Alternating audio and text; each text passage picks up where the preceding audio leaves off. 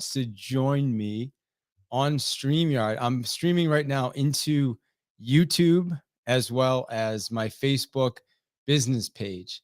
So if you click on the link up at the top and you go to it, you'll notice at the top, it says join me on StreamYard. So if anybody wants to join me, I've never done this before.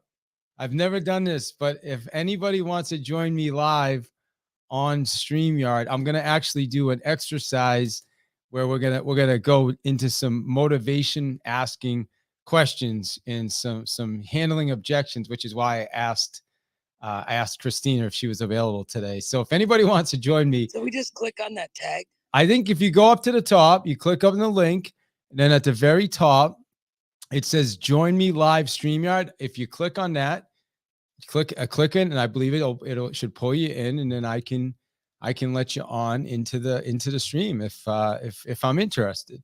How's that sound? If I'm interested. I see there's a few people watching now too. Also, this is streamed on my, if you want to, like, you don't have to come into the stream. Like, you can just watch. But if, like, you want to get involved in the conversation and have some dialogue back and forth, and maybe tell me about a situation you're dealing with, and we can work through it. Look at that. So I see Kathy is jumping in there. What's up, Kathy? Good to see you. And so now for people that just want to watch, like, you don't have to be in the stream.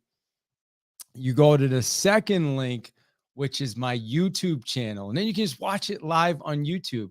Man, we've got a mod in the house now. I mean, we got some people trying to pop in on here on me in this stream. So hold on, I'm gonna let you guys in a minute, and I want to hear about your objections. I want to first share the story that I shared at the event, which was part of my talk.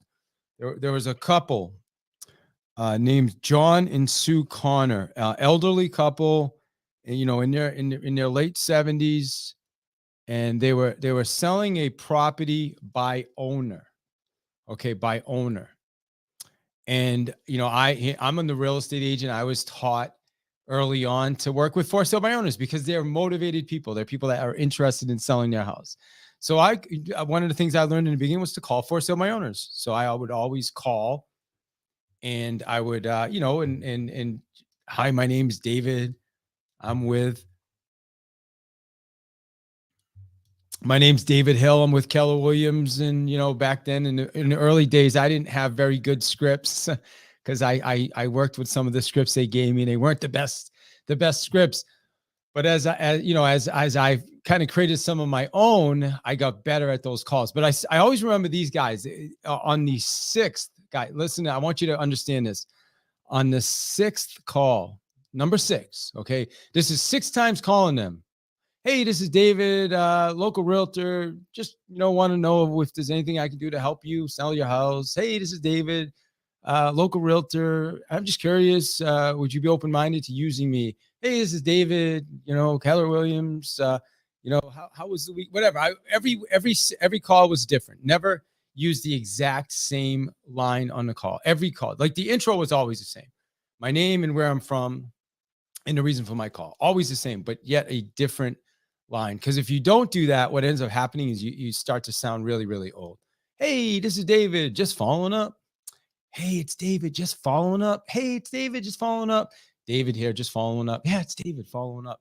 That gets old, right? That gets old. So you want to switch it up every week. This is a big I'm sharing some strategies with you now when it comes to sales. But anyway, on the 6th call, number 6, Sue agrees to meet with me. Now, John wants nothing to do with me. Okay, I'm telling you now, John's kind of a grumpy older guy. I'm guessing he's probably high 70s, a little grumpy, doesn't really want to sell the house. That's part of it too. He's not really very motivated, right? Go to the title, Motivational Monday. He's not very motivated to sell the house, okay? So he's, obviously he's not super excited to meet with a real estate agent, right? Does that make sense? And let me just, so what is motivation? Motivation is derived from the word motive, which denotes a person's needs, desires, wants, or urges. Okay, how do you define motivation? There's fear, motivation, like fear of loss of something. There's power motivation, there's incentive motivation, there's social motivation. Okay, so John just was not very motivated. That's the bottom line. He just wasn't. He did not necessarily want to sell this house that they had paid off. Now, you all know, to pay off a mortgage, it takes at least 30 years. They had been in this house for, I believe, 35 years. The house was paid off. Everything was redone. It was an amazing house. Pride of ownership showed up everywhere. They loved the house. Okay, it was their pride and joy. Not super motivated to sell, at least John. So as we go through the meeting, I at the end, we sit down. It wasn't a very big. It was a 3-family, so it wasn't a very big apartment. And so I sit down at the table. And I said, "So tell me what, you mentioned you're moving to Florida. What's important about getting to Florida?" And they're like, "Well, we just want to get out of here. Get to some warmer weather." And I'm like, "Okay, that's amazing. Tell me a little bit more about that." "Yeah, we just want to, we just want to, the winter here's are getting tougher, and we just don't want to deal with the winters here anymore." "Okay, I'm with you. What other concerns do you have of?" "Well, I mean, we don't really have any other concerns. We just want to get down there and just get away from the like the snow and all this other stuff." And okay, got it. And so ultimately, when you move to Florida, how's that going to make you feel? And now you can see John. John's starting to get impatient with me, right? Like, I don't like all these questions. Like, some people are like, because he's not, again, I want you to understand the difference here. John's not very motivated. Like, he doesn't really want to sell. Like, Sue wants to sell. John's not necessarily, he's not excited about this. So he's starting to get tense up, cross his arms. I don't like, he's about to probably say, "I don't like these questions," or whatever he was going to say. And Sue says, when I asked that final question, ultimately, "How's that going to make you?" She said, "Safe." So all I did was I just repeat back to her, "Safe?" And she says, "Yeah." She says, "John had a mild heart attack last year shoveling snow." And before she could finish, John almost exploded. Like, like, and and that was it. I stopped there. I wrote it down on my little notepad because I heard someone earlier, I think it was Dre, was talking about don't try to put things in memory, right? I even wrote it down and forgot about it, to be honest with you, which I'll tell you about in a minute. But yeah, do never put try to remember this stuff in memory. So anyway, I wrote it down. I got my little my note. I got the motivation. The motivation, the real motivation, right? Like, because see, some people think, well, for sale by owner, they're selling because they want to save the commission. And they were selling for sale by owner because they didn't really want to sell, to be honest with you. Well, no, that's not true. So anyway, they ended up listing with me. Sue and I connected really well. John was just kind of along for the ride now, and she was the actual decision maker in the end. And so they hired me to sell the house, and we listed it and we put it on the market. And this is going back 10 years. So we are a completely different market. So anyway, we're on the market 3 months. We're about 90 days, and we hadn't gotten any offers. We've had about 15 showings, and this is a nice property. But 10 years ago, we had a completely different market than we have now. Like, things were not the way they are now. And prices have literally, it's crazy. Prices have probably gone up 40% in a lot of areas where I sell real estate. And we had no offers. And then all of a sudden we get an offer, and I get an offer of $350. Okay. Which is a ridiculous price right now, by the way, for a 3-family. I mean, 3 families right now, it's selling for like 600. But anyway, 10 years ago, it's a different market. So we get an offer of $350, and the house is on the market for $370. I called them ecstatic. I'm excited. Like, "Hey, I got the offer. We're good to go. What's the offer?" I said, "It's $350. She says, "I'm not interested." I'm like, "Okay." Because, for you guys that were at the BWC event, right? Number one rule of sales, always agree. So I'm like, I'm okay. I'm with you. I get it. I'm with you.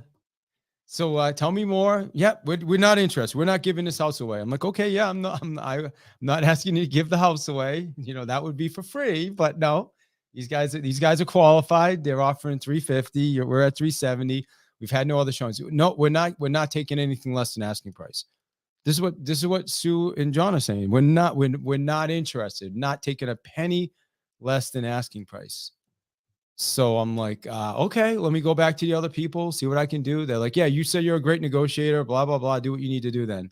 Okay, good. I'll go. So I go back to the other party, and the other party's like, you know what? We're willing to split the difference. I go back to them. Sue and John, not interested. We want nothing to do with it. We want asking price or nothing. Anybody else ever relate to a situation like that?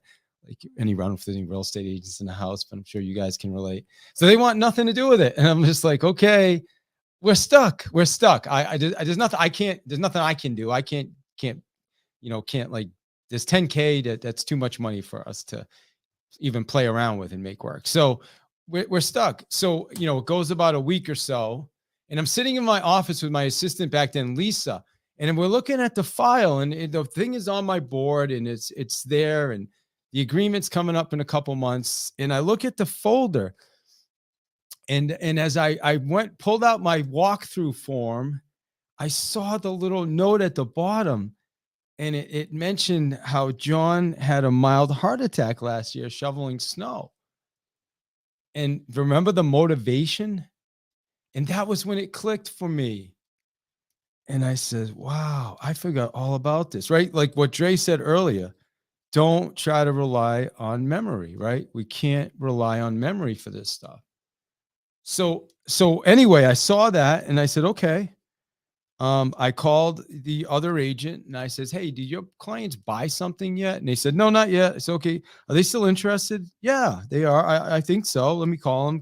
So she called me back. Yeah, they're still interested. Great. Let me see what I can do. So I call Sue and I says, hey, Sue, it's been about a week. We haven't had any other offers.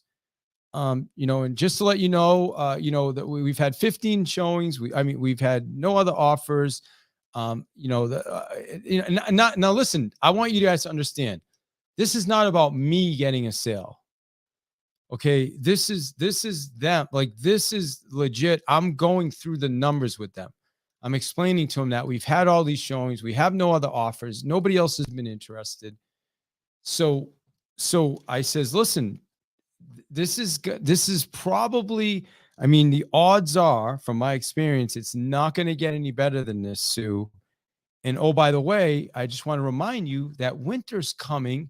In a couple months, we're going to have snow on the ground. And you said you didn't want John shoveling snow.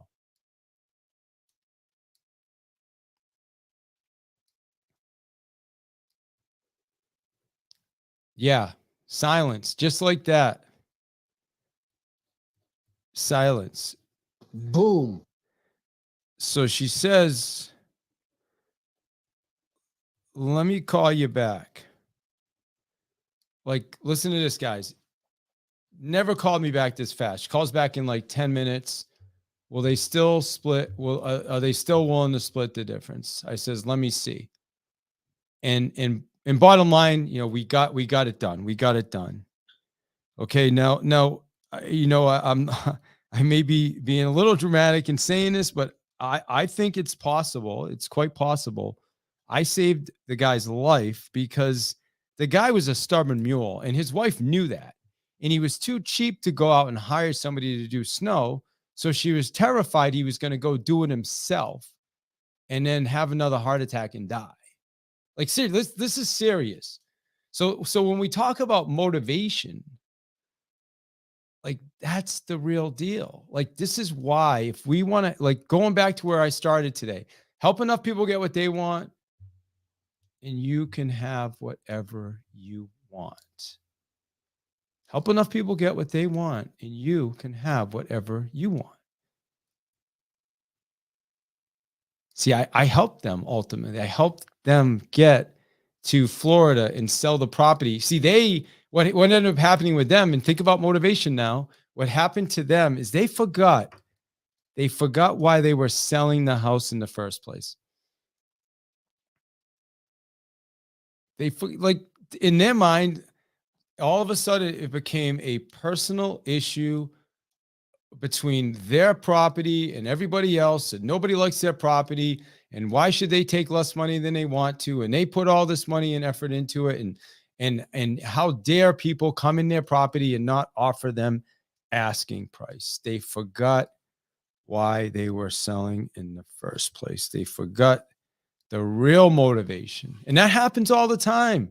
That happens all the time. People take things personal. Like you as a salesperson, you meet with somebody and they're ready to do business with you. And instead of just agreeing with them and working with them, you say something or you throw a wrench into your own sales process. And now all of a sudden it becomes personal. I never disagreed with them once. I stuck with them the whole process. And thank God I wrote I'm so grateful that I wrote that note down, because at the time my team was closing about 120 houses a year. And I couldn't remember every little detail in my head. So in a lot of ways, I'm lucky I had that little note there. But that's what I'm talking about with motivation. So if you want to help people, we have to figure out what is the real motivation, not the fake motivation. And I know we have a bunch of real estate agents on the stage. The fake motivation is, yeah, we're moving to Florida. Florida's really nice. Great weather. It's amazing. It's amazing. No, I'm talking about the real deal. So what I want to do is I want to get into a little bit of an exercise if anybody's interested. Now, there's two ways you can do this. You can obviously just unmic and share. There's actually three ways. Or you can go to YouTube and you can post in YouTube. This is being streamed right now on YouTube.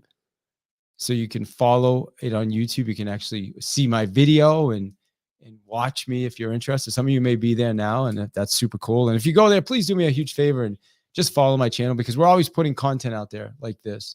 Or the third is I'm live on StreamYard. So if you click the link up at the top where it says go to link, join me live, StreamYard. Now I'm ready. I know there are a few people that popped in earlier, but I wasn't ready to let anybody in yet. So that's my fault. I take full responsibility for asking people to come on and then up. I just wasn't ready, but now I'm ready. So if anybody wants to come on StreamYard, use the link at the top. I will bring you into the conversation on StreamYard, and then we can work through a situation that you're dealing with right now. And it doesn't matter what industry you're in. What I do is I help salespeople.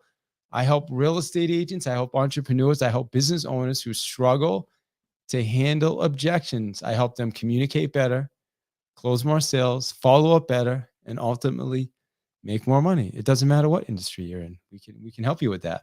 All we need to do is know the objections that they're going to give you. Hey, we got Realtor Hamad. So this is great. We got a Realtor on board. So Realtor, you in. What's up, brother? How are you? Very good. How are you, brother? Good. I see you're in Automobile University. I'm just heading to work. I'll be in the office in the next 10 minutes. I'll be making 100 calls today. Good. I love it. Well, let's make those 100 calls count, right? Not just about the calls, but it's about the quality of the calls. So amazing, man. So tell me, is there something like what's an objection that you consistently get over and over that we can kind of work through right now and get you prepped for these calls? Absolutely. So as you might know, I specialize in pre-construction sales in Canada. We have got over 600 projects across Canada. So we call every single day these people who inquired. So these are not David, cold leads. David. Oh, can you guys hear me? Sorry about that. We can now. Yes. Yeah, that's actually my fault. Sorry about that. I muted, not realizing I was muting everything. I thought I was only muting my own mic. So, can you just tell us again what you do and then your objection? I created Sure. So I'm a real estate agent here in Toronto. Beside resale market, we also specialize in pre-constructions. We have got over 600 projects across Canada, United States, and some part of Mexico that we are selling. So we have these leads coming in every single day, and we keep calling them. They don't answer. First, we have 17 touch before we put some someone not interested. So some of these people, they answer, and every single email we send, we have the tracker. We see how many times they open that email. But when you talk to them, they do not show any kind of interest in the project. They're ready to make that move from what I understand, but I'm not able to bring them to that decision making point to say a yes or a no, or Okay. call me in 2 weeks from now. So there's always a gap over there that I cannot find. You open my email 20 times in the last 24 hours. Yeah. You wanted to talk to me, but what is the thing that I don't understand to help you to make that move or that decision? Okay. So let me go over some of the requirements, and I'm going to share this on my screen. All right. Quick, if you're here on StreamYard, I'm going to share a slide or if it will let me. Yeah, it will. I'm going to share this on my screen. This particular document right here, the requirements for closing the sale. Number one is you have to have a decision maker. Number two is the wherewithal. Number three, they have to be sold on the product. They have to believe in you as the salesperson. They have to have confidence. There has to be a written offer, and there must be urgency. These are absolute requirements. So thinking about your call, Hamad, your follow-up, are all these requirements there? So I would encourage you to first, I might even start the call with, hey, appreciate you jumping on the call with me. I just want to make sure, is there anybody else we need to talk to about this process? Because you need to know, like, you may not even be talking to the decision maker. You may be talking to somebody who's just popping on your website, right? And you don't even know it. So first, I would make sure that all these things are in place. Are they sold? Tell me about the product. What caused you to go to our website? Now, they don't know you, so believing in you is going to be difficult at this particular point, right? Unless you get them with a really strong greeting. They have to have confidence in the product, which probably doesn't exist yet. So let me back up. Let me stop this this. Okay, cool. Back there. Let me bring you back in, Hamad. So from what I just showed you, what did you take from that? Those are great points, and most of the time, I would not say 100% of the time, we go through a number of questions that we ask every single lead, and starting if they're the only one that making the decision about this project or any other project that the investment that you're making. Second thing, we ask if they're working with any other real estate agent. And the third question we ask them, if they're working with a real estate agent, is that on the resale side or the pre-construction side? And then we bring the BRA, which is the buyer representation agreement, in place. So the moment I know that they're working with another real estate agent, we have to have a BRA in place before we proceed to the next step. Got it. And then it's not that we are getting even the worksheets with the pre-construction project. We need to have a worksheet from them if they have any kind of interest in any of the floor plans. So let's I want to take, because we're in process right now. So Sure. I want to get out of process and I want to get into like what's the objection that they're giving you? So one of the objections I would tell you would be that my budget is only $600,000. Okay. Perfect. Love that. So your budget's $600,000. I'm with you on that. So great. What's causing you? And what are they looking at properties that are more than that? So here's how I got that. I'll tell you how I handled that objection. When I called, this was last week. When I called my lead, he told me that his budget is $600,000, and if it's over that, he's not going forward. I told him that's perfect. So let me send you the worksheet. Fill in that worksheet for me. We'll send it to the builder. We'll reserve the cheapest floor plan for you. If that is over $600,000, you do not proceed. If it's below $600,000, you like the project, then you proceed. So he did fill in the worksheets. He sent me all the IDs that I needed. Everything was in check. So the project was 675. The floor plan that he selected was 675,000. He said, if you can make it to 650, I'm going to proceed. If not, then I'm going to not proceed. I said, at this point of time, I cannot make any decision for the builder. What I can do is I can take you to another project. It's not in Toronto, a little bit far from Toronto, which is below $600,000. But based on your investment goals, what I see is this is the best project for you. And I don't want to talk too much here, but even I broke down that how much of a difference that's $25,000 in terms of mortgage and in terms of the deposit makes. It's pennies. But I was not able to make him understand. Okay. So again, going back to the slide I showed earlier, right? Like, is he the decision maker? Sound like the answer is yes, right? Yes. Okay, you're sure. Did they have the money to do it? Like, I know you said it's only an extra 25, but was that extra 25 putting them in a place where they couldn't do it? Is that a conversation you had with them? Like, did they have the wherewithal? Absolutely. So that was not a case. So money was not an issue there. Okay, perfect. So the third one is, was he sold on the unit, like completely bought into it? Let me give you an example of that. Okay, I had an HVAC guy at my house last week. Okay, and we need to replace one of our units, one of our levels. We have 2 levels, and so 2 systems. And I wasn't intending to do both, but the guy came in and said, "Hey, if you do both, we have a rebate. We can, instead of paying, $9,000 for one, you can pay like $12,000 after the rebate, and you have them both done."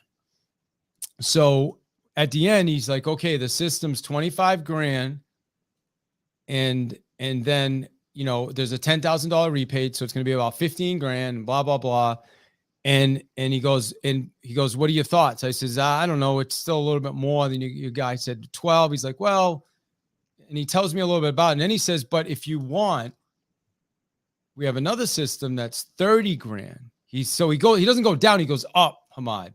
He's like, "We have another system that's $30,000, but it gets you an extra 6,000 BTUs, and there's a few other bells and whistles. I don't know whatever he was talking about. But that system now is great because if you decide to add on at some point, you don't have to go now upgrade your system. You already have the extra BTUs, right? Like, so it makes sense." I'm like, "Okay, great." And then he's like, "So what do you think about that?" I said, No, I'm good. I'm good with the 25. Now I just sold myself on the 25, right? Then what he does is he says, "Oh, and by the way, we have this other system.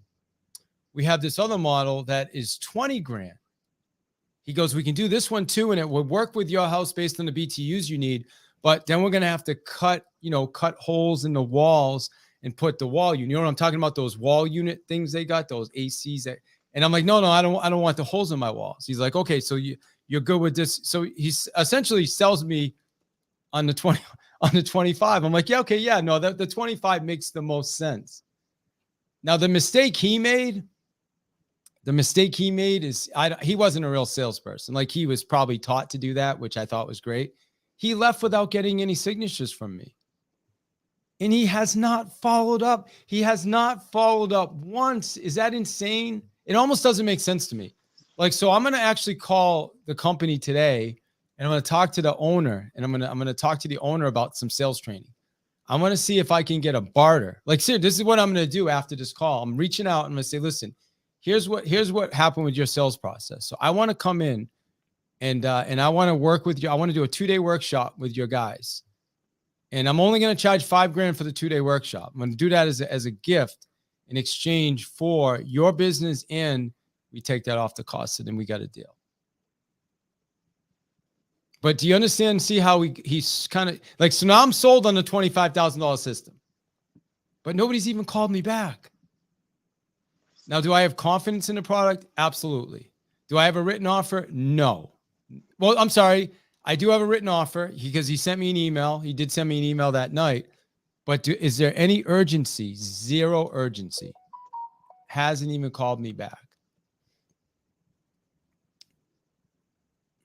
Yeah.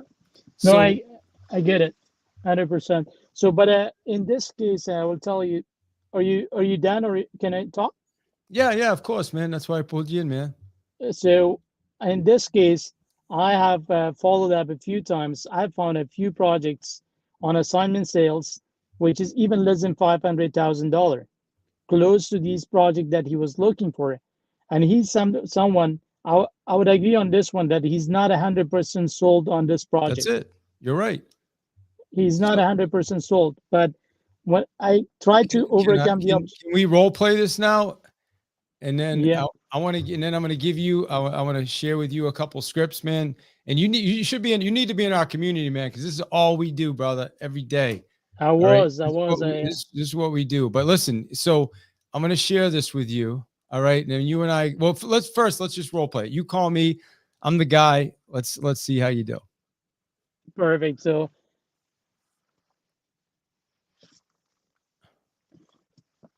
hello, Hello. good morning. Is this David? Yeah, this is him. What can I do Hi, for you? David. How are you doing today? Good. Who's this? This is great. David, this is Ahmed from Remax Hallmark. You just showed interest on one of the project we on through our social media ads. So I'm just calling. How can we help?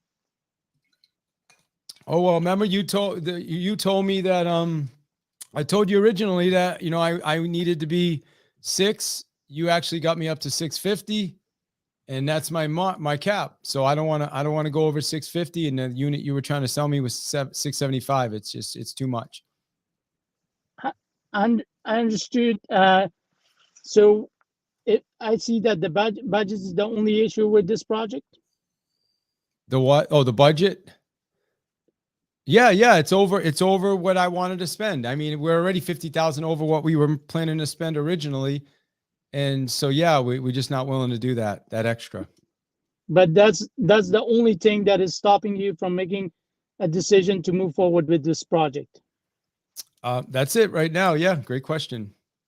So if I find you something similar to this project below $600,000, are you ready to make a decision today? Well, no, because that's the unit, the unit that I don't want something similar. I want the unit that you and I designed. Absolutely. But when it comes to this project, you know that despite the fact you're getting the best deal in the platinum stage of this project, but there is nothing can be done as far as the pricing is concerned. You're getting the best pricing out there. I cannot help you anything as far as the pricing is concerned. What I can do is we have got other project as we discussed that I can take you there. You might like a floor plans in another project, maybe a little far from this project or from Toronto, but you can get with it, below $600,000. So if I find you something that you like from another project, is that something that will help you make a decision today? No, this is the unit we picked out. I told you originally that my price was 600. I even went up to 650. So if you guys can't make that work, there are some other projects out there that we're going to look at anyway. So let me tell you one thing, and let me repeat what we discussed the other day. So your budget is $600,000, and you like the project, from what I understand. So $50,000 is the gap over here. So if we do the calculation right now, so this project will be completed in 5 years from now. So you don't need a mortgage right now.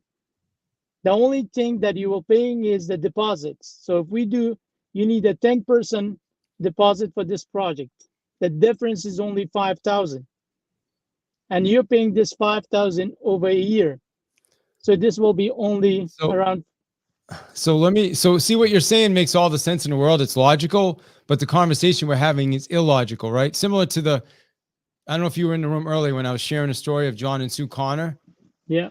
See, there's something in it. They're just not telling you. And that's how, if you probably need to go deeper on some questions. like, right, this is where you probably want to ask some of them hard questions.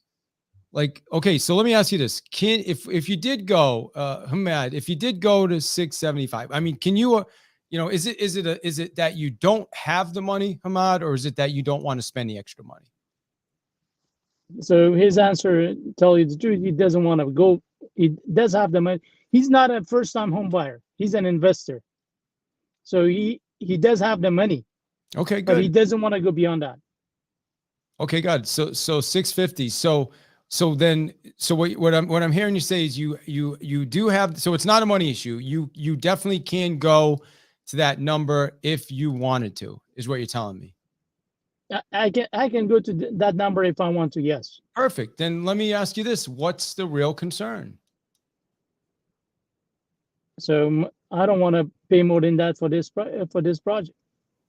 Okay, so but you mentioned that you love the finish. I mean, is there anything about the project that you think could be better that would justify or warrant you paying the extra? Because I mean, I want to help you, as you know. I've been with you from the beginning. The challenge is with all the upgrades and everything you're asking, our hands are tied. So is there something we can remove, or like you tell me what do we need to do to make you feel good about this? That's a great questions, but as I said, that's my budget. I cannot go. If you can make it that price, I'm ready to sign it. If not, I'm not going forward. Okay, I appreciate you telling me that. So let me ask you this: what's the real concern here? Money. Money. Okay, tell me more. So I want to invest $600,000. That's the $650,000 max to allocate for this project. And if you can get me that for $650,000 with those conditions I put, absolutely, I'm ready to sign. If not, I'm out. Got it. Okay, so the way we could do that, and we can do that for you, we're just going to have to remove some of the extras that you've added, because our hands are tied with that, unfortunately. So I want to get you in here at 650. I'm with you. I'm on your side. So what are some of the things that you can live without in this property that we can get it down? The only thing I asked from day one was a parking lot, and without the parking lot, I do not want to proceed. I'm sorry, one more time. The parking lot. I cannot give up the parking lot. That's the only thing I wanted from day one.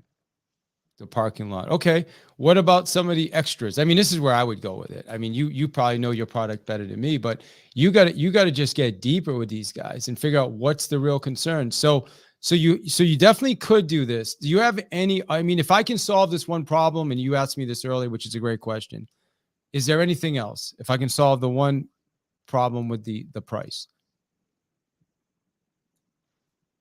Yeah, if you make it happen at 650. Got it. So there's got to be something else. So here's the thing. Let me give you a little bit background. So he hasn't added anything to this floor plan. It's nothing added. Nothing added. So I could go back and say, you know what? We don't need this one. We don't need this upgrade. Well, the only thing I went back, I said, you know what? This is a studio. You don't need a parking lot. Tell me why you need a parking lot. And his investment goal is cash flow. And this is right beside the university. And I told him, you will be renting this for the students. And that's the reason you're investing. But even that, I was not able to bring him on board, despite the fact we had everything ready to go. So he said, you know what? I'm not giving up on him. I still follow up and send him every single day something to think about. And he opens all my emails. That's great. So it's not over yet is the point then, right? It's not over yet. You're going to continue. And, and I mean, like right now, there's no urgency for me. That's what's missing here, right? Like I'm sold on the product. I feel like I'm okay with you, right? Like you and I are connected. You got the decision maker. You have the money. It just seems to be no. Have you submitted a written offer? Does he have it in writing to sign? Yeah, so he has sent me. So we have a worksheet. We call it worksheet, and that's his personal information, where he works and how much he makes it, stuff like that. He has sent me his passport, Canadian passport, because we have a foreign ban here. So we have to make sure that he's not a foreigner. And he has sent me the drive license and everything. The only thing Amazing. that was missing is the deposit check, and I was pushing, kind of trying to get the deposit check from him, and that was my promise. If you don't like it, I don't want to be a pushy guy, to push you for a sale, because that's not the only project we deal. But what I appreciate is that, the honesty. If you don't like the project, tell me, Yeah. right? So we can move you to another project. I told you we have got 600 projects across country. One of them might be So the right so project for you. let me bring you back to. So I want to figure out how do we create some urgency, because the person has the money right now. There's no urgency for them to do anything. They think that the ball's in their court, is what I'm guessing, and they're just waiting it out. Like, well, eventually, if they don't sell it, to give it to us. So how do you create some urgency? Right? So There's a magic question that we ask. Is it, well, I even with the extra 25,000, Hamad, that wouldn't stop you from doing a deal, would it? no, it would not. It would not stop me from doing a deal, to be honest. So here's how I create an urgency, and tell me if that's the right way to do it. So when I talk about, I don't, at first I ask my questions, what are their investment goals? Once I know that their investment goals, if they like any specific project, I'll go and answer those questions that they have about this project. And I keep asking if this is the only project that they like, or if there is something else. Sure. And then I tell them a brief background of the projects that we sold 5 months ago. And that's how I compare the pricing So for them. I'm going to stop you just because we're short on time, and I want to get some other people. I want to hear some other thoughts, because I don't want to go backwards again. We're where we are right now. Like, we're at a place where we have an offer on the table. We're 25,000 apart. They're not moving. There's nothing you can do on your end, is what you're saying, right? Nothing on All my right. end. So I want to toss it back. I don't know if Christina's here or anybody in the room on Clubhouse. I want to hear some thoughts. Like, anybody in sales, or would love to hear some of your thoughts on, like, what are you guys hearing? Yeah, Christina. I see Christina on my flashing. Hey, David. Hey, you did a great job with him. Both of you, y'all did a great job. I would say, if he has done everything that he knew how to do, and he's at like the end and just don't know what else to do, I would probably say get somebody else involved. Maybe somebody that's in his firm that's higher, more years, more experience, and see if they can actually close them. So Brilliant. maybe get somebody else involved and on board. It's brilliant. Third party. That's what we call the third party close. Love that. Have you done that yet, Hamad? That's a great recommendation. Yes, I did. My broker of record, she is a genius in this. He has been in 27 years in this business, especially pre-con. I brought her in, and I asked her, no deal. Okay. All right. Well, listen, we love it. Okay, good. Anybody else have anything they want to? Yeah. Who was that? It's Khalil here. Khalil. I saw cars. But the way I'll touch this, I'll just break it up with inflation. What is with inflation with $25,000 in 10 years, what it is. So I break it down and say, you invest in this money with the $25,000, what's going to bring you in the next, it's very minimal. What are you looking at? Looking very prime property here, sir. And what it is 25 grand is nothing based what you're going to be making out of this property. And I show him the benefits out of that and said, let's roll. Yeah, I mean, that's a very logical conversation. I don't know that where I feel like we're kind of beyond that, right, Hamad? Or is that? I mean, I'm guessing you've already kind of gone through the numbers and all that, right? I got through the numbers, but not the way he put it. Who was that? Khalil. Khalil, and the way he put it was a much better way than I put it. But I did the calculation that 25,000 is not. I did the breakdown of that $25,000 calculation. ROI and what it is, because basically the way I bring it down, cars right now is the same as properties. So two things is happening. Rates are going up, and the properties, especially in real estate, is not like cars. Real estate is golden right now. So if you have any golden property in there, what you have is not going to be replaceable, especially in the equity that you're going to build in the years. So when you find something that's prime properties in the place where you're at, based on what you're saying, it's going to be by university, it's a prime prime location. What is just a parking lot? So it's what it's hidden. But what it is, the ROI that you're gonna get, you're not gonna find anything like it. And you can study the, I don't know if you have your tools, Zillow, wherever it is, that you're gonna see what the product is around you. So therefore, it's so easy to close this guy at $25,000. It's nothing. It just like Grant Cardone say, you gotta reduce it to the ridiculous. What it is, $25,000 in 10 years by the month, and how much it's gonna bring you down. Yeah, that's great, man. I love, great addition to this. This is actually being recorded, so I appreciate you guys doing that as well. And I'm going to bring it down to another one that Grant teaches us is because there's an urgency. In my opinion, we have an urgency problem here. There's no urgency for this guy to move forward. He's just like, whatever. If it pans out, it pans out. He probably even wants it. So there's a question that Grant says is that we learned from him is, well, let me ask you this. What's the worst thing that happens if you do the deal? Like, Hamad, what's the worst thing that happens if you do the deal? The worst thing that happens to a deal? Like if you do it, like if you pay the extra 25 and you move forward on this unit that you love, this is the unit you picked out, you're getting the parking you want, you're getting everything you want. The market, as you know, the market's going to be going. But what's the worst thing that happens if you do it? I lose 25,000. Okay, the worst possible scenario, you lose 25,000. And do you think that that's going to happen? Maybe, maybe not. Okay, fair enough. What's the best thing that can happen if you do this deal? I double 25, make it 50. Absolutely. So have you heard enough information to make a decision? Yes and no. So well, let me ask you this. I know you've been following the market. You're an investor. Where do you see the market going, Hamid?